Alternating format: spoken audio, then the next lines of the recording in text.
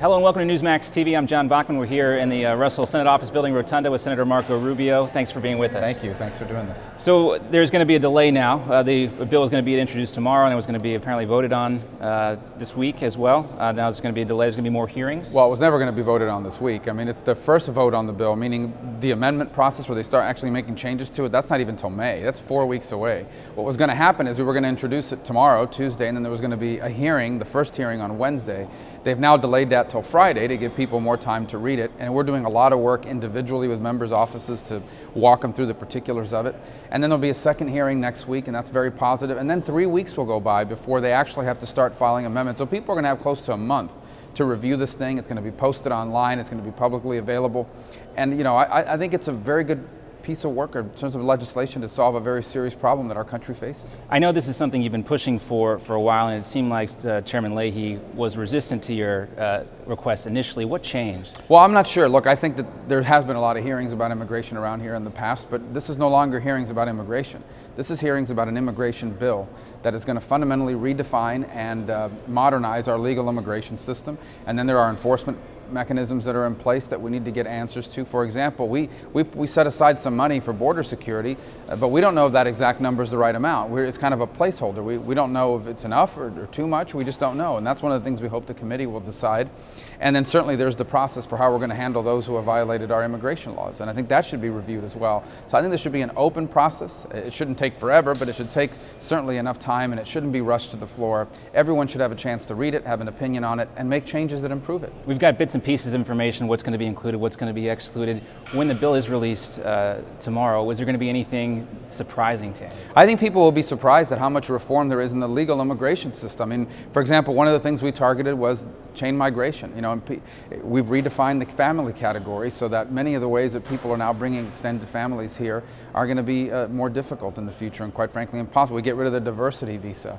We streamline the system so it's a lot less bureaucratic, a lot less complicated, quite frankly a lot easy to follow. One of the things that's contributed to illegal immigration is that legal immigration is so complicated and so burdensome, and I think we're going to modernize this system in a way that's pro-business, pro-economy. And how do you specifically give me some examples of how you plan to do that? Well, first of all, the application process will be a one-stop shop, especially on the guest worker program and things of that nature. Agriculture in particular will be helped by that. In addition to that, we've gotten rid of the per-country quota, for example, one of the things that didn't make a lot of sense. We should be able to attract the best and brightest in the world, irrespective of what country they're coming from. So these are the kinds of things that I think people will be pleased. The majority of this bill is about enforcement and about modernization. And I would say 80–90% of this bill is probably not that controversial. The piece that probably is what we're doing with those who have violated our immigration laws. And no matter how you phrase it, no matter what the progression is, there are going to be people that say that if these people are allowed to stay in this country, it's going to be amnesty. Can you win those folks over? They are allowed to stay in this country. They're here right now, and you're not going to deport them. And that's my point. My point is they are here now and they're not going anywhere. And so the question that we have is not whether we want them in the country or not.